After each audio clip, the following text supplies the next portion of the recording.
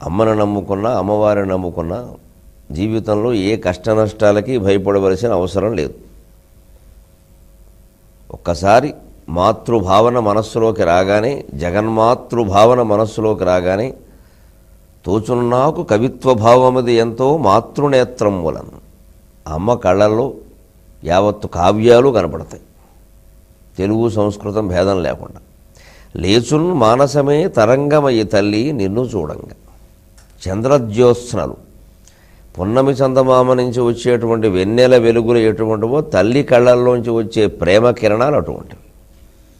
అవి మన మీద పడగానే మనస్సు తరంగమై లేస్తుంది. చంద్రుణ్ణి చూడగానే సముద్రానికి పోటు వచ్చినట్టుగా. అంతటి మాతృ కరుణ మన మీద ఉన్నప్పుడు, తల్లిదండ్రుల యొక్క ఆశీస్సులు మనకు ఉన్నప్పుడు, పితృదేవతల ఆశీస్సులు మనకు ఉన్నప్పుడు, ఇక ఈ ఏచన సాగిన కష్ట నష్టములనంతే గెలవగా ఈ కష్టాలు నష్టాలు ఇవన్నీ ఏం బాధపడతాయండి? అప్పుడాలు ఒడియాల కింద లెక్క నవిలేవతలు బారేస్తాం, నంచుకుంటాం. కష్టం రాకపోతే కాలక్షేపం లేదు, కష్టం వస్తే ఒక కాలక్షేపం ఉంటుంది. దాన్ని ఎదిరించడంలో ఒక గొప్పతనం ఉంది. ఏమీ రాకపోతే జీవితంలో గొప్పతనమే ఉంది.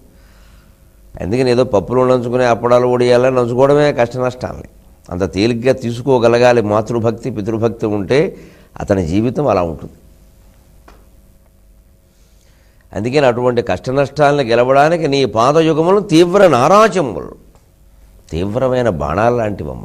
నా గుండెల్లో ఉండే ధైర్యం మాతృభక్తి ముందు ఈ కష్ట నష్టాలు ఏం మిగులుతాయి? రాజీవ జీవ ప్రభ. ఎంత బురద సరస్సులో ఉన్నా పద్మం దానంతటది హాయిగా ప్రకాశిస్తూనే ఉండదు, కింద బురద ఉంది అని బాధపడుతూ కూర్చోదు. అలాగా చుట్టుపక్కల ఉండేటువంటి కల్మషంతో నిమిత్తం లేకుండా మనం దివ్యంగా వెలగాలి అంటే, నిష్కల్మషంగా ఉండాలి అంటే రాజీవ జీవ ప్రభ అనేది తల్లి కళ్ళల్లోంచి మన కళ్ళలోకి రావాలి.